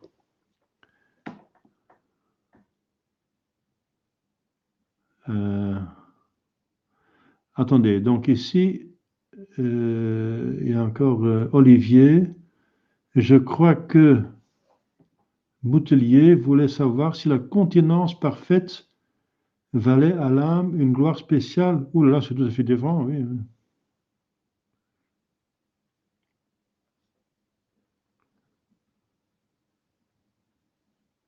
Je ne sais pas s'il voulait dire ça. En tout cas, c'est une autre question. Hein. Non, je crois, donc, si on veut, donc M. Boutelier veut, oui ou non, savoir si la continence parfaite valait à l'âme une gloire spéciale ou une augmentation de gloire et de joie. Ah, bien sûr, bien sûr. Le catéchisme dit expressément, enfin des catéchismes, c'est pas celui, je pense celui-ci aussi, qu'il y a 3 catégories de saints qui ont une gloire spéciale. C'est les confesseurs. Les confesseurs, c'est un titre, n'est-ce pas, confesseur. Hein? C'est un saint, voilà, Saint Grégoire est pape et confesseur. Hein? Saint Édouard le Grand. Saint Thomas est docteur et confesseur. Saint Antoine de Padoue, docteur, voilà. Saint Jean Don Bosco, confesseur. Hein? Eh bien, confesseur, c'est celui qui a vaincu le diable, qui est le mensonge. Le confesseur a dit la vérité, il a vaincu le diable. Donc, vaincre le diable, ça donne une gloire spéciale. Une autre catégorie, c'est ceux qui ont vaincu le monde, un autre ennemi. On a vaincu le monde par le martyr. Celui qui subit le martyr, il aime Dieu au-dessus de tous les plaisirs du monde, parce que cette vie, c'est ce qui nous tient dans ce monde. Le contact avec ce monde, c'est notre vie. C'est l'union entre notre âme et le corps. Et c'est ça la vie qu'on a maintenant. La mort, c'est la séparation de l'âme et le corps. Et alors, on vient dans un autre monde, le monde de l'au-delà. Donc, si on aime plus Dieu que ce monde, on a vaincu le monde. Et c'est prouvé par le martyr. Donc, les martyrs ont une couronne spéciale parce qu'ils ont vaincu le monde. qui est un autre ennemi de l'âme. Ça veut dire le monde en tant que structure des hommes qui organisent le péché, hein, pas le monde en tant qu'il est créé par Dieu, parce que ce monde-là, il est bon. Mais le monde en tant que structure des hommes qui organisent le péché. La troisième catégorie, ce sont les vierges. Sainte Agnès, Vierge et martyre, ou disons Sainte Thérèse de Lisieux, Sainte Thérèse d'Avila, Vierge. Voilà. Eh bien, la Vierge, par l'abstinence, la continence perpétuelle, n'est-ce pas, elle a vaincu la chair, troisième ennemi de l'âme, la chair. Et voilà, et ça donne une gloire spéciale. La gloire spéciale des Vierges, c'est d'avoir vaincu un ennemi de manière spéciale, voilà, et totale, donc par la continence totale. Ne même pas user du sexe quand c'est permis, hein, dans le mariage. Même pas user quand c'est permis, de ce qui est permis. Ça donne une gloire effectivement spéciale. Et il y a trois gloires qu'on connaît, donc des confesseurs, des martyrs et des vierges. C'est pour ça qu'il y a justement des titres spéciaux dans la nomination des saints. Mais finalement, toute bonne œuvre, comme je viens de dire, chaque communion que vous avez faite, chaque réception de sacrement augmente la gloire du ciel. Mais il y a trois donc gloires spécifiques, palmes de victoire spécifiques dont parle effectivement le catéchisme. C'est vrai, oui. Hein. Voilà. D'accord. Non, c'est pas. Voilà, donc ces deux questions. Il y avait encore une question par ici, oui. Ja, je pense des Comment? saints qui ont vu l'enfer Oui. et qui n'ont pas la possibilité de pécher. Ah oui, oui. C'est l'autre que. Ah oui, oui, oui, oui. Donc, ils ont la possibilité de pécher, mais non plus. Ils ont. Eh bien, ce que Robin dit ici, c'est qu'il y a des saints qui sont devenus saints parce qu'ils ont vu l'enfer. Eh bien, parfois, c'est plus efficace de voir l'enfer pour le plus péché que de voir Jésus dans sa gloire, apparemment. Hein. Oui, ce que vous voulez dire, c'est que Saint Jean, Saint Pierre, Saint Jacques Majeur, ce ne sont pas les premiers venus quand même. Ils ont encore péché après, même gravement. Hein. Ils ont nié Jésus, ils sont tombés dans l'hérésie. Ils ont douté de la résurrection qui était révélée expressément par Jésus-Christ, donc ils sont des hérétiques. Ils ont péché gravement, officiellement, objectivement, c'est un péché grave. De ne pas croire en Jésus, et Jésus va effectivement envoyer beaucoup de Juifs en enfer parce qu'ils ont refusé de croire en lui, en sa divinité. C'est dans l'évangile il y a quelques jours qu'il dispute, c'était hier, je pense, qui dit aux pharisiens, aux Juifs, vous allez mourir dans vos péchés. Mourir dans vos péchés. Péché mortel, bien sûr. Parce que vous n'avez pas cru en moi. Donc, ces trois saints, n'est-ce pas? Enfin, ils sont devenus saints après, mais en ce moment-là, ils ne sont pas saints du tout. Hein. Enfin, ils ont vu Jésus-Christ dans la gloire, et malheureusement, ils ont quand même encore fait des péchés mortels. Et si on compare avec les trois petits voyants de Fatima, ils ont vu l'enfer, ou bien sûr la Sainte Vierge aussi, mais ils ont vu l'enfer, et ils n'ont plus fait des péchés mortels, ils sont allés au ciel. Hein. Ils n'ont plus fait des péchés mortels après, hein, c'est fini. Hein. Ils n'ont plus envie de pécher quand on a vu l'enfer. Hein. Eh bien, c'est malheureux. Parfois, le châtiment est plus efficace que l'amour. Bon, c'est dommage. Hein. Parfois, le bâton est plus efficace que la carotte. Il faut les deux, hein, mais pour faire bouger l'âne. Mais parfois, le bâton est plus efficace. Mais en tout cas, même le bâton, même la crainte de l'enfer et du purgatoire mène à l'amour de Dieu. Ça implique quand même un minimum d'amour de Dieu, quand même. Parce que si on ne veut pas aller en enfer, et on veut éviter le purgatoire, il ne reste qu'une possibilité, c'est le ciel. Et le ciel, c'est une situation d'amitié intense avec Dieu. Et si on ne refuse pas une amitié, c'est qu'on aime déjà. Donc, dans ce sens-là, il y a déjà quelque part quand même l'amitié qui commence, c'est le début.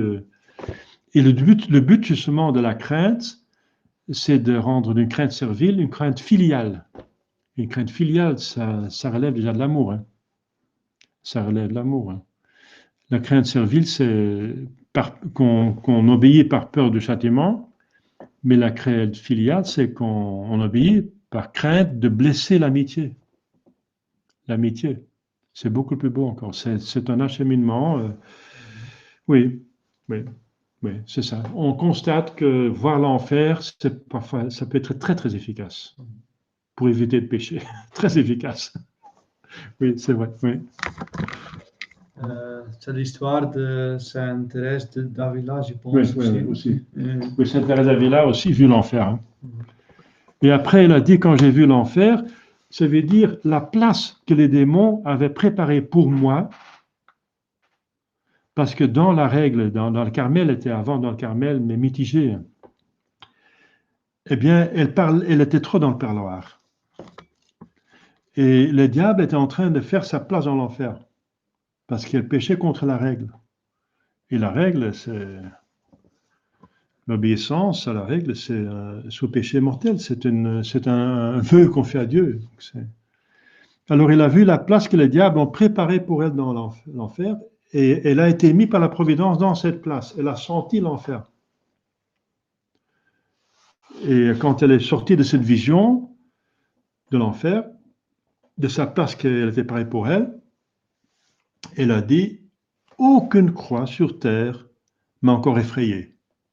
C'est comme rien par rapport à ce que j'ai vécu. Donc, elle ne s'est jamais encore jamais se plaint d'aucune croix, parce qu'elle a vécu pas mal de choses. Elle a eu des contretemps. Hein. En faisant beaucoup de fondations, elle a eu beaucoup de mal. Eh bien, elle ne s'est jamais plaint et dit, tous les croix qu'on peut avoir dans le monde, c'est comme des cacahuètes, disons. C'est rien par rapport à ce qu'on peut sentir de l'enfer. Donc, ça lui a fait beaucoup de bien, cette vision de l'enfer. Ouais. C'est pas la seule raison, parce qu'elle aimait vraiment le bon Dieu à en mourir, hein, mais quand même, ça l'a aidé quand même pas mal. Question sur les règles du jeûne. Est-ce qu'un péché de faire un gros repas un soir de carême? Eh bien, c'est pas un gros péché, c'est pas un péché, c'est pas un péché de faire un gros repas. Non. En tout cas, c'est pas un péché si on fait pas trop grand. C'est pas si on fait un repas qui est pas raisonnable, qui va nuire qui est contre la modération, la tempérance. Un repas qui est contre la tempérance, c'est un péché véniel au moins, contre la tempérance. Si ça nuit à la santé, ça peut être un péché plus grave. Mais en tout cas, les règles du jeûne et de l'abstinence, je l'ai mis sur Internet, hein, sur mon site Scaturex, question morale, jeûne et abstinence.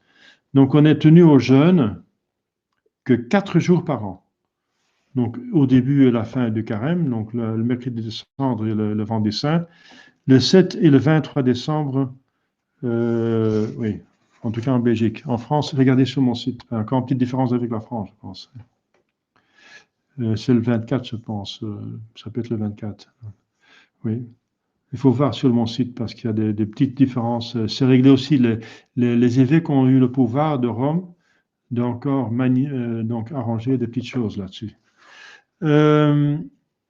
Et en Belgique, pas en France, il faut s'abstenir de viande tous les mercredis de carême. Et partout dans le monde, il faut s'abstenir de viande et de jus de viande tous les vendredis de l'année et les 4 jours, justement, de jeûne. C'est même 4 jours. Voilà. Et pour la Belgique, encore les mercredis de carême. Ça, c'est obligatoire sous péché grave. Mais l'Église encourage à faire plus. Si vous voulez jeûner tous les jours de carême, tant mieux. C'était ça, sous Pie X, c'était comme ça, hein, qu'il fallait jeûner tous les jours de carême, sauf le dimanche. Le dimanche, on ne jeûne pas. Le dimanche n'appartient pas au carême. Enfin, veut dire à la pénitence du carême. Le dimanche, c'est toujours le dimanche, c'est toujours la commémoration de la résurrection de Jésus-Christ et de la Pentecôte, qui s'est arrivée un dimanche. Donc, le dimanche est quelque chose de festif. Donc, on n'est pas obligé de faire des pénitences le dimanche. Le dimanche échappe à la discipline du carême, quoique c'est quand même un dimanche du carême. On a le texte du carême, mais pas la discipline. Mais pour le reste, sous Pie X, effectivement, il fallait jeûner tous les jours du carême, des semaines. Ça, c'est vrai, oui. Oui. Mais Pie XII, en tant que pape, il peut lier et délier. Le pape a le pouvoir de lier et de délier. C'est un pouvoir papal. Eh bien, depuis 12, il a changé encore la réglementation. Je viens de dire, qui est sur mon site, 4 jours de jeûne qui sont maintenant obligatoires. Et on peut prendre une collation le matin et le soir. Ah oui, si on prend un grand repas le soir, on peut prendre une petite collation le midi aussi. Oui. Mais en tout cas, si ce n'est pas un de ces 4 jours, vous pouvez prendre 3 repas. Hein, et vous ne péchez pas, hein, sauf si vous exagérez, hein, bien sûr. Alors, donc, mais si vous prenez un repas convenable, comme vous prenez pendant l'année, vous ne péchez pas. Mais bien sûr, vous ne faites pas vraiment preuve d'avoir un grand esprit de mortification. Donc, c'est convenable qu'on fasse quelque chose de plus pendant le carême. Mais les papes donnent ça à votre dévotion. Donc, faites quelque chose, surtout si vous avez encore des problèmes avec des péchés à surmonter et une sensibilité, le cœur à dompter. Alors, c'est bien de jeûner, n'est-ce pas? Mais il faut avoir assez de force pour encore pouvoir travailler convenablement. Hein. Donc, la limite des pénitences, c'est que vous nuisez pas votre santé, sinon ça va contre le 5e commandement. Vous ne pouvez pas nuire votre santé. Et deuxièmement, que vous êtes capable de faire votre travail, votre devoir d'État convenablement. Si vous êtes tellement affaibli par le jeûne que vous ne pouvez plus faire un travail convenablement, alors c'est encore un désordre, c'est encore un péché, n'est-ce pas? Donc il faut rester raisonnable. Il n'y a pas de vertu sans prudence. Donc si vous ne nuisez pas à la santé du corps et si vous avez assez de force pour faire votre travail, votre devoir, alors allez-y hardiment, à toutes les pénitences que vous imaginez. Mais demandez aussi comme grâce, si on fait de pénitence, on peut demander des grâces. Eh bien, la grâce d'avoir plus d'amour de Dieu et plus d'humilité. Parce que le diable va essayer de vous enlever les mérites de cette pénitence par orgueil. Que voilà, que je suis quand même un grand ascète, n'est-ce pas? Moi, je jeûne 2, 3 fois, 4 fois par semaine, et les autres ne font qu'une fois 2 fois par carême. Moi, je suis plus saint qu'eux, donc je veux dire, c'est possible que le diable va vous tenter avec des idées orgueilleuses, et là, vous allez perdre tous les mérites. Donc, si vous faites des pénitences, demandez l'humilité et demandez l'amour de Dieu. Parce que si on ne le fait pas par amour de Dieu, encore, on n'a pas de mérite. Saint Paul dit dans 1 Corinthiens 13, si je donne mon corps pour être brûlé, et c'est une très grande pénitence, je pense, hein, mon corps pour être brûlé, c'est un martyr, mais je ne fais pas par amour de Dieu, ça ne me sert à rien. Donc voilà, donc demandez l'amour de Dieu pour que vous gardez vos mérites, que vous avez des mérites, et demandez l'humilité pour garder les mérites que vous avez par l'amour de Dieu. Parce que les mérites viennent par l'amour de Dieu, mais pour les garder, il faut l'humilité. Hein. Voilà. Donc c'est vraiment, c'est un exercice spirituel hein, de faire la pénitence convenablement. Donc 4 conseils. Ne nuisez pas à votre santé, ne dépassez pas les bornes que vous pouvez encore faire votre devoir d'État convenablement. Ensuite, demandez l'amour de Dieu, de se faire par l'amour de Dieu, sinon ça ne sert à rien, zéro. Hein. Et quatrièmement, demandez l'humilité pour ne pas devenir orgueilleux, de vous trouver un grand ascète, n'est-ce pas, pour ne pas perdre les mérites. Voilà. Donc 4 choses. De fait, il est relativement simple d'imaginer l'enfer lorsque le ciel est littéralement impensable, comme le dit saint Paul. Bon, oui, le ciel est impensable parce que Dieu est impensable. Et le ciel, c'est une participation à Dieu. Puisque Dieu est infini, Le ciel aussi est un bonheur infini, donc il est inimaginable puisque Dieu est imaginable. L'enfer, c'est imaginable puisque c'est pas infini, c'est une peine, n'est-ce pas?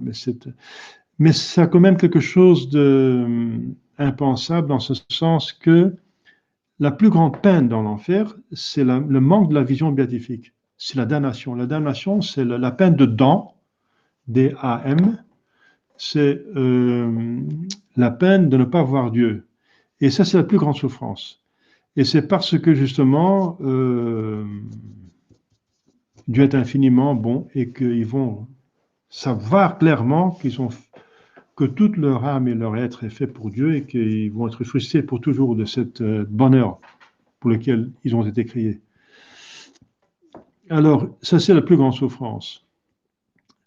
Et ensuite vient la peine sensible, du feu qui brûle corps et âme. C'est un feu qui peut brûler aussi l'âme et qui donne l'impression que l'âme brûle comme si elle était unie à un corps qui brûle totalement. Mais le corps va aussi brûler à l'intérieur et à l'extérieur sans consumer. Donc c'est un feu spécial. C'est vraiment un feu parce que Jésus en parle, c'est un feu. Et c'est vraiment un feu, mais pas le même feu que nous connaissons sur Terre. C'est un feu semblable, mais pas le même. Vous comprenez? Parce que le feu sur Terre ne peut pas brûler l'âme. Donc, et il y a des âmes maintenant qui sont dans l'enfer et qui brûlent. Donc il y a une double peine dans l'enfer. Et voilà.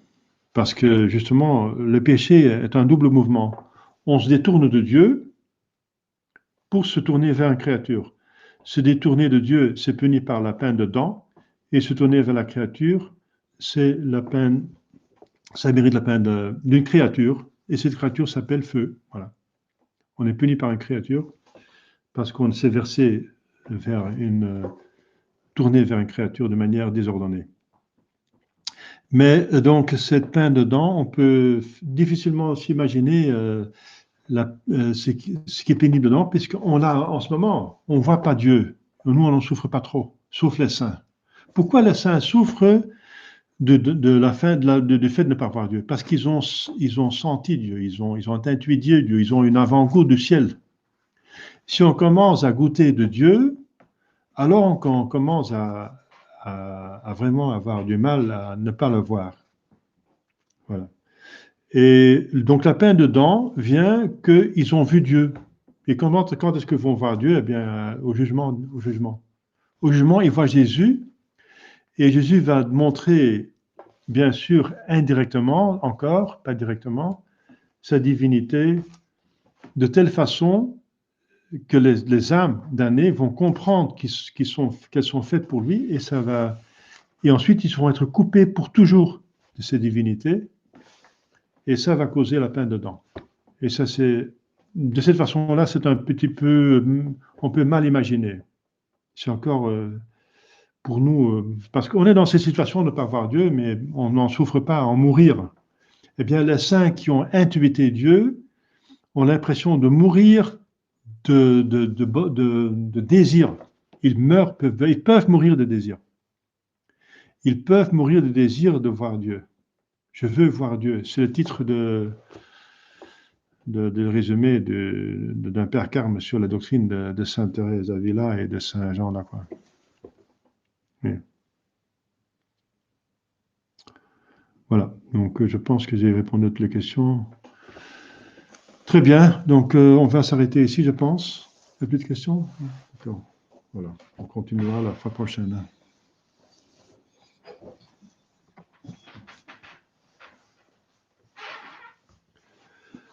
Au nom du Père et du Fils et du Saint-Esprit, ainsi soit-il. Je vous salue Marie, pleine de grâce, le Seigneur est avec vous. Vous êtes bénie entre toutes les femmes, et le fruit de votre entrailles est béni.